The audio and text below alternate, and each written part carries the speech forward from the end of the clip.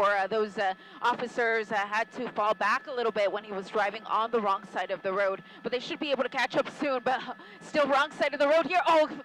These are very close calls here. Just on the other side of that tree there, you'll notice the pickup. Oh, there's a motorcyclist. And I don't believe he hit him, but I couldn't see because of the tree. But still continuing wrong side of the road right under us, Beverly Boulevard at Floral Drive in Whittier. It's about at 2 o'clock, Jim. Yeah, thank you.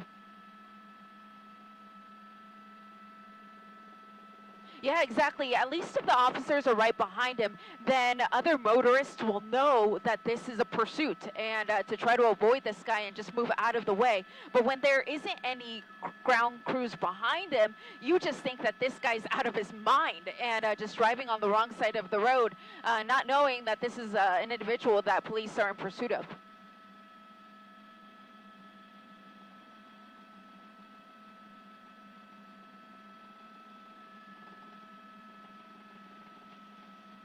Very fast for surface streets, about freeway speeds, really. I mean, at this point in the day on a Friday night, this is a lot faster than what you'd see on any of our local freeways, which might be why he got off that 605 South. And I'm just looking inside. I want to see if there's more than one person, because there might be. I feel like I do see a passenger, perhaps somebody wearing like a red shirt. But if I get a better chance to check again, then we can try to confirm that. But at this point, unknown number of occupants. To check again, then we can try to confirm that. But at this point, unknown number of occupants in this older model pickup believed to be stolen out of Ontario. Yeah, and so that's what started this. It's believed to be a stolen vehicle. Eliana, there's quite a load in the back of that pickup truck as well. Yeah, there's all sorts of things back there. So this very well could have been somebody's work truck, but it's unknown how long the driver has been driving this vehicle. Sometimes people will literally be in a pursuit minutes after it's stolen, but sometimes they hold on to these cars for a while and then almost drive it as if it's theirs. They forget that they stole it, and then eventually police try to pull them over, and then that's when they flee. But in this case, it does definitely look like it's somebody's work truck. I see what looks like wood in the back, perhaps even some tools. So hopefully the rightful owner will get everything back in its proper condition. But at this point, still a fast-moving chase here through the streets of Whittier. Yeah, we still don't know whether there's a passenger in that truck with that driver, correct? Yeah, it's really hard to tell, but I almost thought I did see what looked like a person in the passenger seat. But of course, we'll try to confirm that when we come around. I believe the window's actually even down on that side, so that'll make it a little bit easier for me to check. The rest of the windows look like they're tinted, so won't be able to peek in through there. But older model pickup, so it's it's going to have its limitations, and police I believe, are still in what we would call surveillance mode because they're not directly behind him. And Eliana, is the driver making any repeat patterns in this area of Whittier that you recognize? At this point, there's no rhyme or reason to what he's doing, which a lot of the time with these pursuits, drivers tend to return to an area that is familiar to them, and then they'll start doing circles on the same streets, likely because they're just looking for a place to ditch the car and take off running.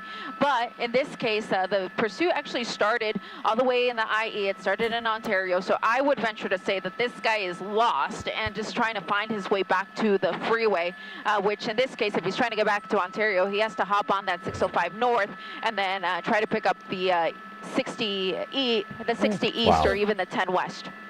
Considering the dangerous speeds and attempts and tactics going on right now, I mean, like that left-hand turn, for example, it's a blessing in the fact that there weren't any oncoming cars at that point. Absolutely, again, we're looking at 70 miles an hour down a neighborhood where children could obviously be playing. Yeah, absolutely. At the time of day that it is right now on a Friday, there could be children, there could be pedestrians, you name it, bicyclists. And so that's really the concern whenever a chase is on the surface streets in a city versus on the freeway. At least if you're on the freeway, it takes all those elements out of the equation. But in this case, I'm sure he hit that car. He had to have hit that car. That was such a close call if he didn't hit it. But again, surface streets here in Whittier. What's so right behind us, Jim, difficult to watch as we continue to monitor this and follow it is how often he's going over to the wrong side of the road. Yeah. It almost seems intentional when he doesn't need to be. There's not a traffic. There's another attempt here. Here he is on the wrong side again, Eliana. Yeah, and I don't know if he is doing this because he realizes that the police can't chase him if he's on the wrong side of the road, but they're nowhere near him. They're trying to give him room so that he'll think he isn't being pursued. But look at this. There's going to be a head-on collision if he continues driving this way. So he's on Whittier Boulevard, just coming under the bridge there. Across is going to be Washington there. So major streets here through the area. We're not far from the 605 freeway still, though, if he has any intent of getting back on the freeway. Not making any attempt whatsoever to get on the right side of the road. And look at how clear it is now. Right. And I mean, it's just a complete disregard for safety and others' lives. Absolutely. There's no reason for this. You would understand if there was traffic and that's what he was trying to avoid. But for the most part, it isn't. It just seems like it's very intentional. And I think he might be dragging something now. So we might see some sparks flying depending on what it is. So looks like something that he had in the back is dragging. And there we go. I'm starting to see a little bit of what looks like smoke there from whatever is now hanging off the back of the truck. Oh, yeah. Yeah, Alanna, we know that officers pulled back. Any eyes on officers at this point, at least on the ground? Yeah, at this point, let me widen out as much as I can without losing him. But yeah, I can see at least a good quarter mile behind him, and we're not giving him seeing a space, that's for sure. Yeah, they're in standard tracking mode, so helicopters only. Oh, lots of close calls here because he ran the red. So he ran the red to turn left onto Sorensen Avenue from Washington, and going to continue here at high speeds. This will eventually, I think, get us into Santa Fe Springs. So we'll leave Whittier area and get into Santa Fe Springs. It's just shocking to watch. I mean, really, I keep just gasping because once again, now he's in a center divide, which is also extremely dangerous place where people could be waiting to turn. Well, now he's back on the wrong side of the road. Yeah, back on the wrong side of the road. And again, you would understand if he was trying to dodge traffic, but he's not. He's just simply driving on the wrong side of the road because he's a absolutely reckless driver. And he just made that turn there onto Slauson Avenue, which is another major street here through the area. But still not too far from the freeway where he couldn't just turn around and head that way. But again, at this point, no police units behind him, just tracking mode with the helicopters overhead. So what happens at this point with no ground units closely behind? Are they going to stick with that airship above? Are they going to let this peter out? What's protocol and what's the next move here, Eliana? Typically. Yeah, so what they'll typically do is, there you go. We spoke too soon there. The unit was able to close the gap there, and it looks like it's essentially up to the watch commander to go into tracking mode, and they judge it based off of how the person changes their driving. This guy apparently, it didn't work on him. He's still continuing to drive very recklessly, so they're allowing the units to get back behind him. So we should see those units basically try to trail him the best they can, but they're limited in what they can do because they can't violate the rules of the road the way this driver is doing. So this will still keep them back further than what we typically see in a pursuit. Well, it would certainly be nice if there could be an opportunity for a spike strip, but there's no rhyme or reason, as you mentioned, Eliana, to the route that this driver is taking. Yeah, exactly. And without knowing what street he's going to be on, it makes it really difficult to deploy a successful spike strip because they can't guess where to do it. So that's pretty much out of the question at this point. But what they could try to do is they actually could try to pit. This is a small enough car, and as long as they have a pit-approved unit behind him, then they could try it. My only hesitation with that at this point is that, of course, he's just going too fast, and the roads here in this area are simply too congested. Yeah, that was, Carolyn and I were giving each other the look like, wait, the speed seemed a little too high, and of course, we're talking about that congestion here on surface streets. So again, we saw one CHP or one cruiser behind. Again, another attempt at Carolyn to ride on the wrong side of the road. Gosh, it is really just so difficult to watch, and you hope these drivers might have some indication that something's going on with at least that one CHP unit with lights and sirens. Right. Yeah, exactly. And then, of course, there's the police helicopters overhead, but most drivers wouldn't know to look up into the air and then see them buzzing above to try to put two and two together. So for now, it's just going to be, of course, this reckless driver here making his way through the streets of Norwalk now. I wanted to see how far that unit was. So he's not right on his tail, but he's close behind.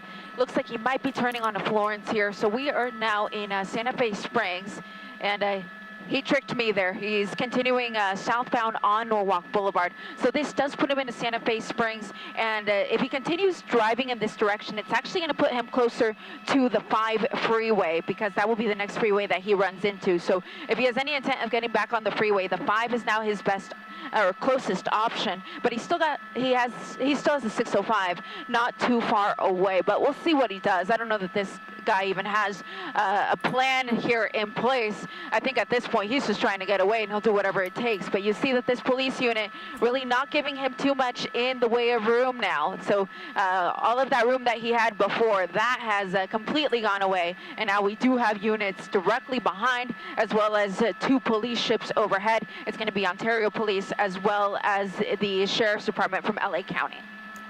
You're watching the NBC4 News at 5 o'clock, continuing coverage of this breaking news, this very dangerous pursuit we're following right now in the Norwalk area. I'm Colleen Williams, along with Annabelle Sedano. And thank you very much for joining us, Eliana Moreno. As you've been hearing, she's been following this pursuit, and we hear the want is a stolen vehicle. We see this small pickup truck. It's carrying what looks to be some type of machine and then some lumber, Eliana. Yeah, it looks like it's somebody's work truck, which of course is pretty sad when you think about it, that whoever is the rightful owner of this vehicle likely needs it for work. They have other tools in the back. They have wood that they were probably going to use for some sort of project. And unfortunately, whoever's behind the wheel of this car decided they were taking it. And that is when Ontario police officers spotted the stolen vehicle. They tried to pull him over, and the pursuit was on. It made its way onto the 60 freeway and then the 605 before he exited on a surface streets, where he has been ever since. And we are now entering Norwalk. So we've been in Whittier, we've been in Santa Fe Springs, and now we are in the city of Norwalk. And at this point, it still looks like it's Ontario police that are directly behind him, with a couple of police helicopters overhead. Ileana, what is the problem with perhaps executing a pit on him right now? Other than, the traffic seems to be lighter here.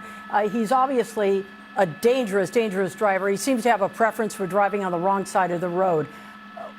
There he goes right there as I say that. I mean, could they at some point get up close enough to just spin him? Yeah, they could definitely try a pit because of the size of the vehicle, but my concern at this point is the speeds. So it's the speeds and the congestion here on surface streets in the Norwalk area. And it makes sense that streets are going to be busy at this time. It is a Friday night at 5 o'clock. People are just getting off of work. So the traffic conditions that we've been seeing are only going to continue to get worse. So at this point, those are really the limitations on a pit, is the speed and the congestion. But at least the size of the vehicle is essentially perfect for a pit maneuver.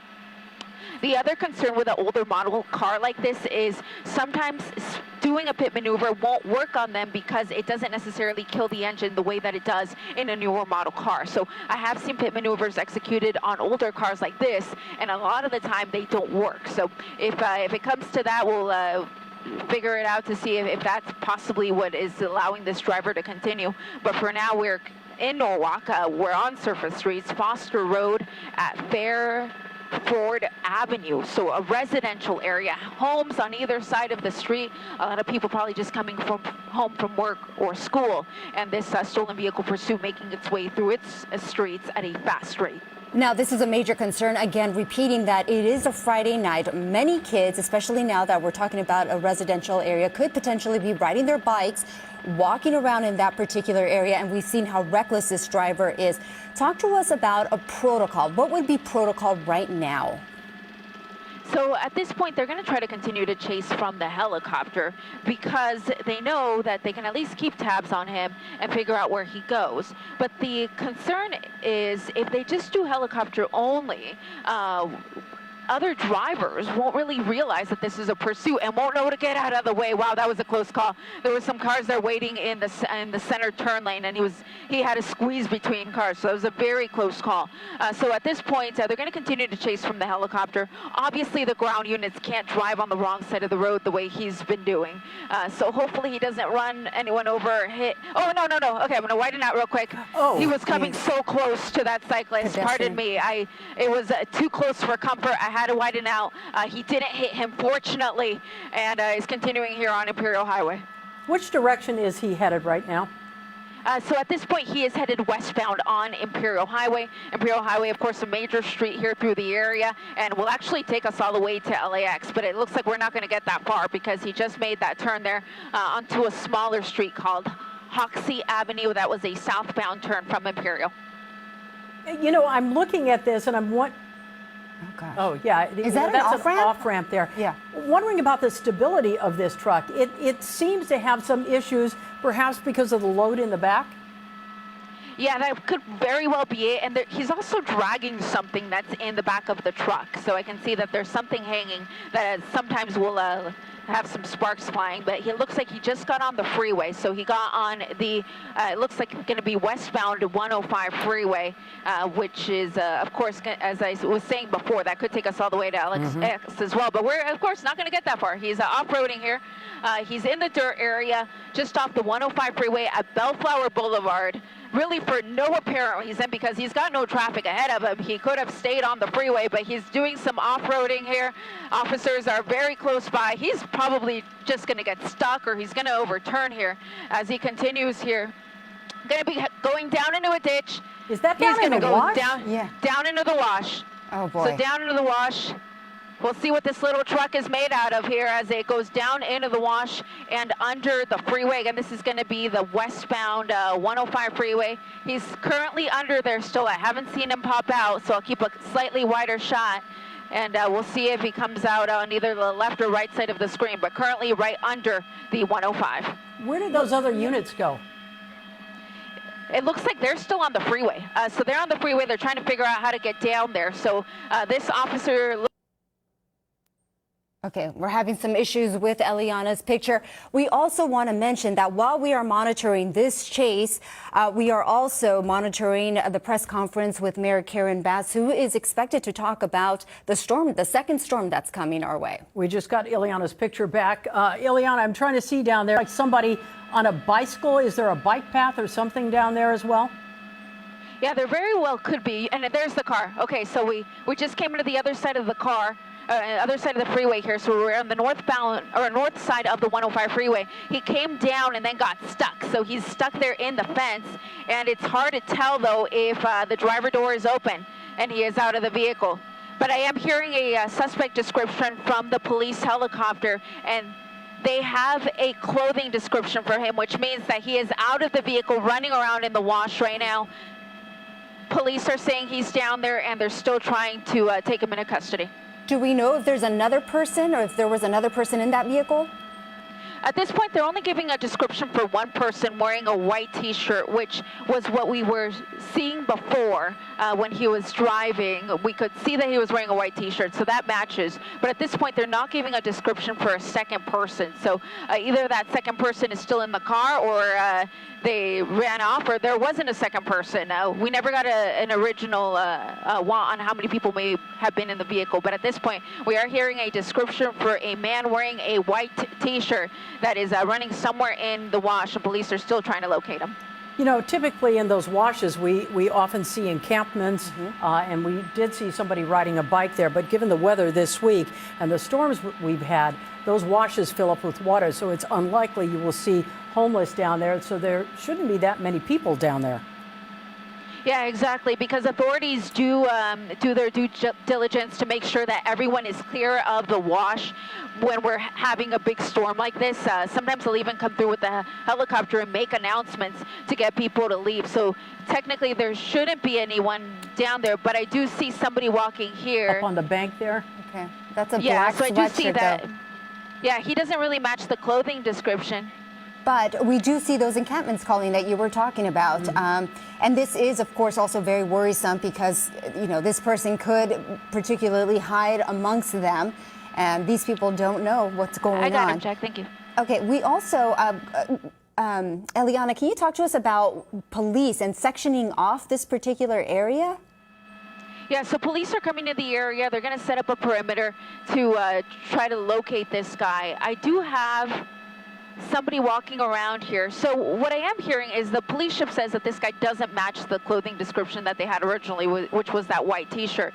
But we did see this man walk into the tent, and now he's wearing something different. So it could have been that there were clothes available to him under the bridge that perhaps belonged to an unhoused person, and he was able to switch out real quick. So we'll keep an eye on this because there's a good chance that he may be in this encampment here, but there are additional encampments under the overpass there. So the original thing that he was wearing was a white T-shirt with a red logo, but the man that we just saw walk out had a black sweatshirt, of course. So they're still trying to figure out if this is who they're looking for. But he just came back out from the looks of it and may be walking back towards the 105 freeway. So we'll keep an eye on it. Again, this may not be our guy, but just in case, then we'll have eyes on him when police do descend here under the freeway. Ileana, remind us how this started. It started with Ontario Police as a stolen truck?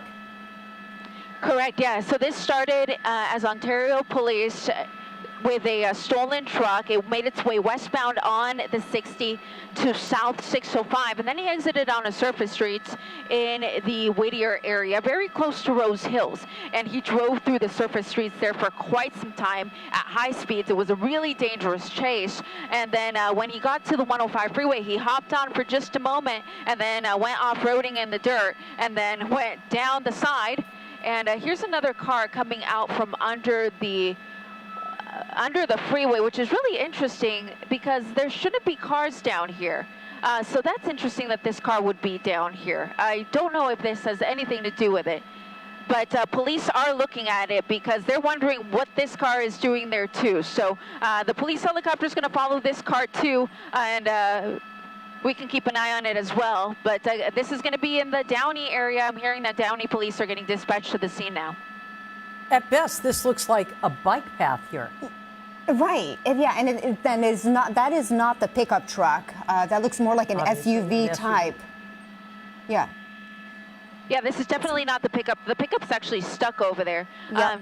So it's just interesting to police that this car came out of that area because they said there's no reason for that car to be there. But he's pulling up right to a sheriff's deputy and obviously in communication. So we'll see what happens here. Okay, yeah, very interesting. We are monitoring that we are monitoring this situation. And Eliana, do we have any more units approaching this particular area, and will they be sectioning it off to anybody else? I mean, there's another vehicle that's heading out of that direction. Yeah, so that car I think may have come there from that residential area, but what you're seeing here is basically police are descending on the area and they're setting up a perimeter the best they can to surround the area where they last spotted this individual. They obviously have the car. They know the car is stuck there in the wash, stuck on the fence, so it's not going to go anywhere. But what they're going to try to just focus on is all of the individuals who may be under the freeway. A lot of them may be unhoused people, but they'll try to find their person. They know exactly what the guy was wearing, so in all likelihood he's still wearing it, even though he may have thrown a jacket on. But this is all happening here westbound side of the 105 freeway at the Bellflower Boulevard exit. Ileana, very quickly, access to the residential area there, I mean, is it difficult? So this is a bike trail, so yeah, there's going to be a lot of people that are going to be coming out from under that freeway, which is what makes it so difficult to pinpoint who this guy is out of everyone that we see coming out. But you can see that the sheriff's helicopter is making orbits over the freeway. And the thought process behind that, even if the police helicopter doesn't have eyes on the individual, the guy's going to see the helicopter and he's going to think, hey, if I get out from wherever I'm hiding, they're going to see me.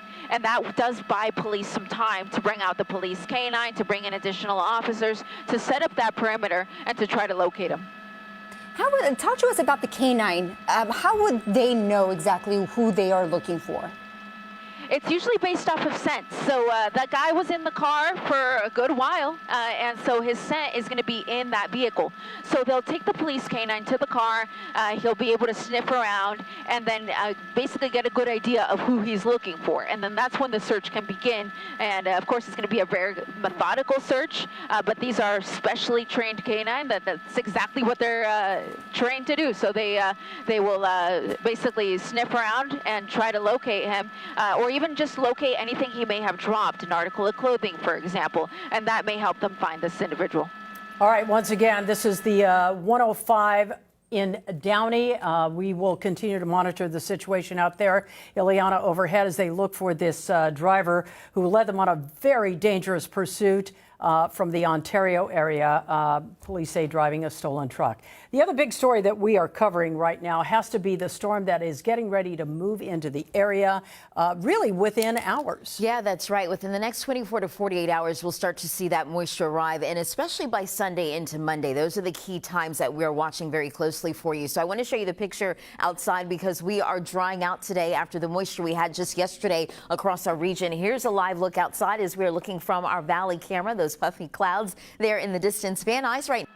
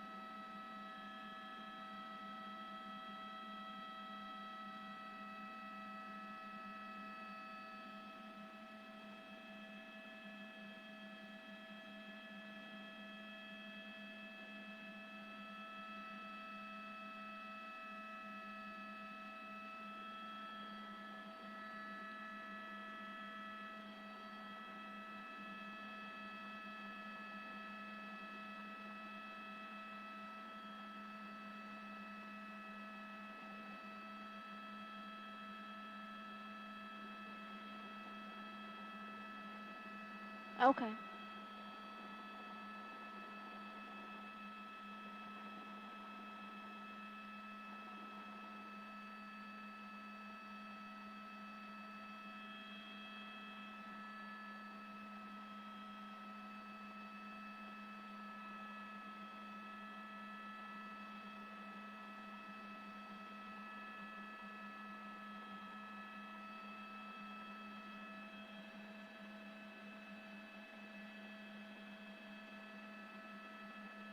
Motorcycle unit, maybe? Yeah, there we go.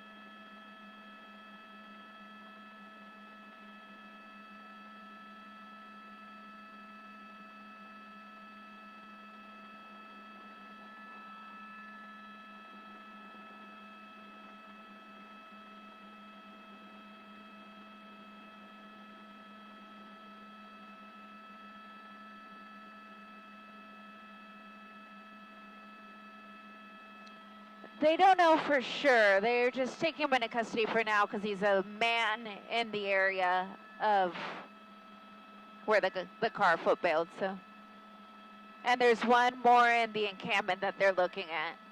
So basically, any man that matches the description is probably going to be detained that's in this area.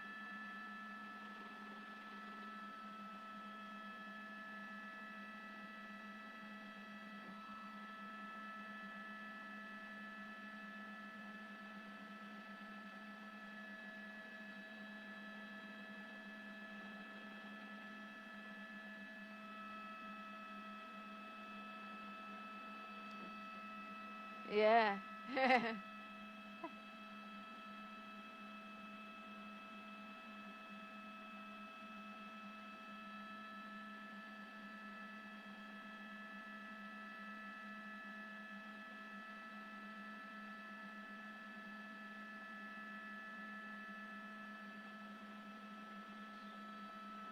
Yeah. I figured you couldn't see. Yeah, because... Thanks.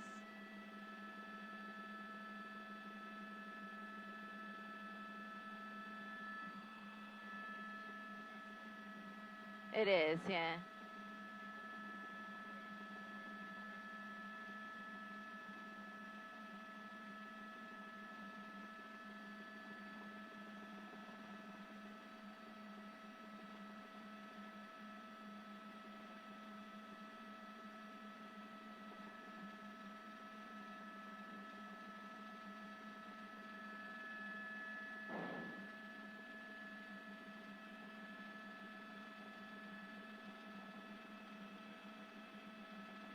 Oh, yeah.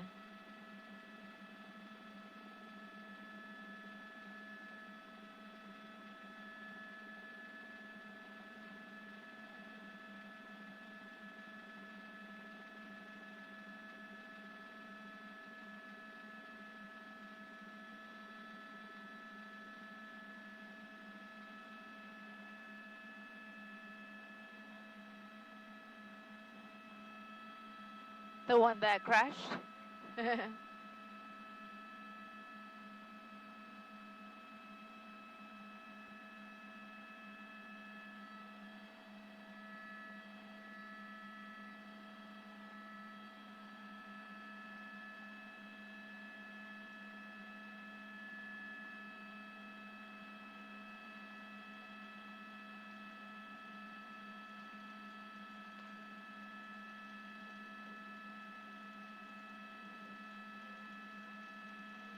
Huh.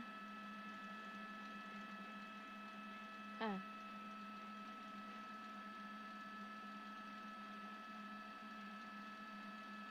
Uh.